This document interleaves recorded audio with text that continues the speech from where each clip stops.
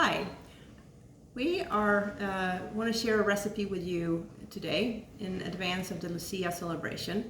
Usually we would all be meeting at the Drake and the food would be served to us, but this year we're in a different situation. You have, by the time you're watching this video, either already received a package with glögg spices to make your own glögg, or it's coming in the mail. The cookies we couldn't send, but we wanted to share a recipe with you as well. So Lucia in Sweden, the traditional spice that goes along with that is saffron, and you have saffron typically in what are referred to as lussebullar or lussekatter. It's a saffron bun, and traditionally eaten at Lucia. So the key ingredient, of course, is saffron. It's usually sold in a package like this, in half a gram. That's actually exactly what we need for our recipe today. The problem in the US is that they come as saffron threads and not as a powder, and we really do need a powder for really any recipe we're using saffron for in baking. So what we're going to do is we're going to first of all try to get the threads into as small pieces as possible, and I've started here already to just with my fingers try to get them to smallish pieces. If you happen to have a mortar at home, you could use that as well. I find for this amount of saffron it's sometimes a little hard, but you can also just use the pestle itself to kind of squeeze them in a little bowl like this further and use the little tiny bowl here as your mortar. Okay, so when we get that to be as fine as we can, what we do now is to try to dissolve it further, and you can use really any kind of liquid for it. Alcohol is often recommended. We don't need a lot. Just about a little teaspoon. But you could also, if you don't have any liquor at home, or if you don't want to use it, for example, you could also just use lemon or even water. Okay. So we'll let that start dissolving here a little bit, and in the meantime, I'm going to combine the other ingredients that we're going to be using. So the recipe you should have in your email, but let's see what we need here. First of all, we need about half a cup of sugar, and I put a scant cup in the recipe because what we really need is 1 deciliter. So nothing horrible in using a little bit more sugar than that deciliter, but half a deciliter is really a little bit more. So if you do just do a scant cup, that should be enough. We'll start with that. So something like that should be enough. And then we are also going to use butter. We need about 7 tablespoons, so 100 grams. And you do want that butter to sit out for a while and get soft. So in the US, a stick of butter is 113 grams, so I usually just eye it and cut off about 10%. So that's half, 25, about there. So the rest of it goes in here. Like that. And the rest we really don't need for this recipe. Okay. Then comes another typical Swedish ingredient, which is light syrup. So you buy this in any grocery store in Sweden. In the US, you can buy it online, typically from Scandinavian grocery retailers. The Swedish American Museum in Chicago has it as well. If you can't get it, you may try to use something like Cara syrup. So you can see color-wise this is about the same, substance-wise the same as well.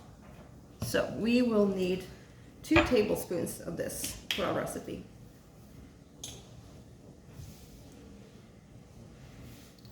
One.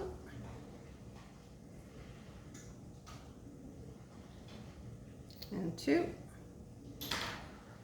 Like that. Okay.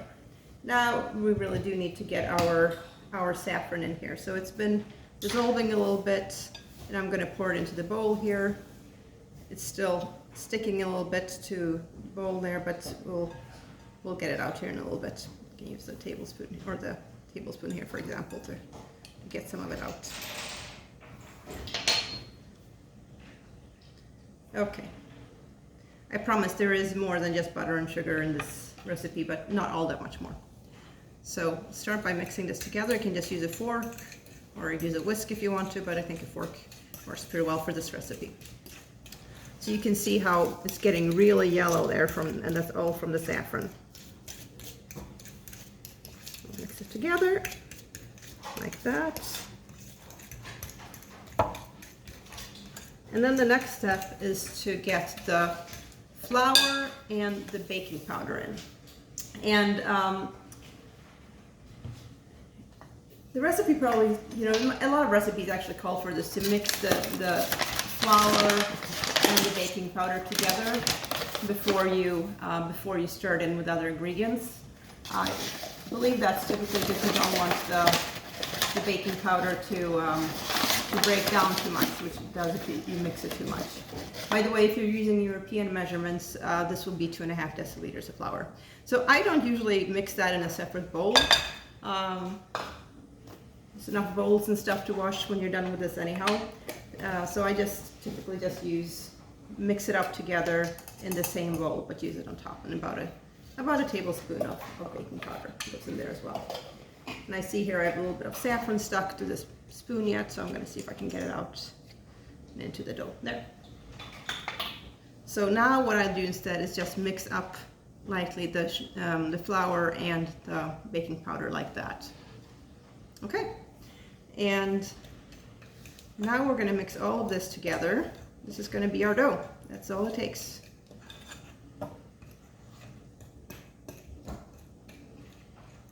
You can see it's starting to come together a little bit here. Probably going to mix this with my hand here in a second, but I'll keep going with the fork just a little bit longer. You can see how the flour is starting to get integrated in the dough. And by the way, I'd always say that for things like this, err on the side of a bigger bowl, or you're going to have dough flying all over the kitchen, and this way it'll just stay in the bowl nicely.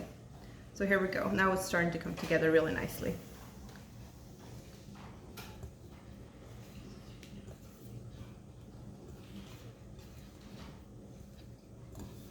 If you had smell-o-vision, you would be able to smell the saffron now. It's going to be nice, and you can see, I don't know if you can see it. My lovely camera woman Isabella is trying to keep it closer. You can still see a little bit of the saffron threads in there. It's really hard to get them all out. Which, if you have saffron from Sweden, for example, it's to be preferred. But anyhow, here we go. Now the dough is coming together nicely. We have a nice bowl here. I'm going to get it out of the bowl and onto my cutting board in a second.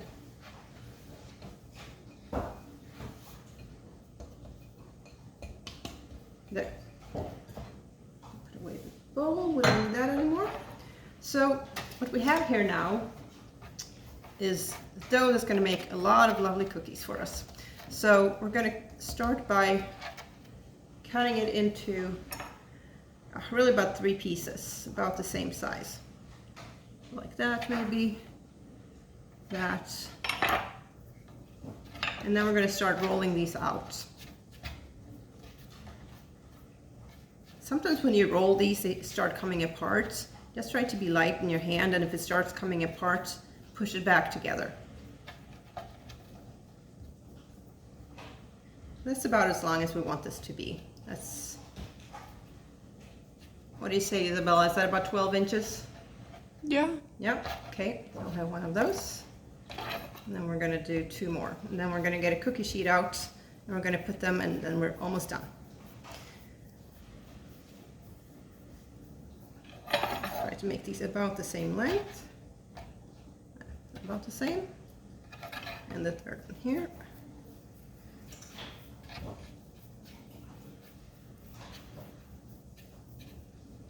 Okay, 3 lengths. Kan du pausa? Okay, we took a little break there, and I got a cookie sheet out. I have this type of silicone mat on top of my cookie sheet, but you can just use parchment paper, or if you don't have that, just some butter to spread on your cookie sheet. So we're going to start by transferring these actually I'm going to put them like this, 3 little lengths here to our cookie sheet.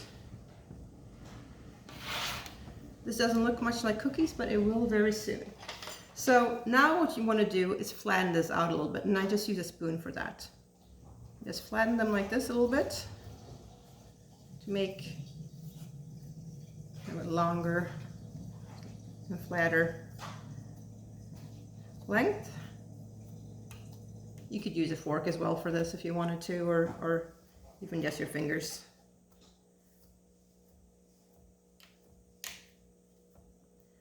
And now we get to our second kind of specialty ingredients from Sweden, which is pearl sugar. This is going to be hard to find anywhere other than a specialty store or online. So pearl sugar is really just, if you took sugar cubes and crushed them, you'd get pearl sugar. So if that's what you have at home, you certainly feel free to do that. Put some sugar cubes in a little baggie and use a rolling pin or something to smash them. Then you'll get pearl sugar. If you don't have that, there's a few other sugar. Well, let me show you actually what it looks like here. I think for a lot of Americans, this looks more like salt. That's what a lot of Americans think it is. It's like looks like the type of salt that you have on pretzels often, but believe me, it's nothing like it. If you don't have that, if you want to try something similar, you could use, for example, demerara sugar or turbinado sugar. It's not as light as the pearl sugar. This is more of a brown sugar, but it's bigger. So what we do here now is we just kind of sprinkle this on top, and I kind of press it in a little bit into the cookies too. So if anybody's thinking we're only going to get 3 cookies out of this and they're going to be the biggest cookies you've ever seen, don't worry. We're gonna keep working on this after they're baked. Actually, I'm gonna finish this up. Put a little bit more sugar here. A little bit more here. Let me ask my camera woman, do you think this is enough sugar? Should we do more? Oh, looks like enough. Looks like enough, okay. Okay, so that's it before baking. Now we're gonna put this in, and by the way, I turned my oven on to 350 degrees before to make it sure that it got warm while we're baking these. So now these go into the oven as they are. Like that. And now we'll take a 10-minute commercial break. Okay, well, we're gone. The cookies got baked. Mine ended up sitting in the oven a little bit more than 12 minutes. You may not be able to see it, but they're starting to get just a little brown around the edges, and I typically like to take them out. Now you just need a regular knife, and we cut them. They're still soft, and so you have to do this right after you get the cookies out of the oven. If you wait too long, they're going to be hard, and it's going to be really hard to cut them, or they're going to crumble. But when you're cutting them right like this out of the oven, when they're still soft, as you can see, I can easily do this with a knife. So how I cut these, I don't know, maybe they're a little bit 2/3 of an inch wide maybe, or something like that. But you can obviously do them thinner or thicker, whatever you prefer. Okay, that's it. I'm going to cut the rest of them, and then we're going to enjoy them. Thank you for watching.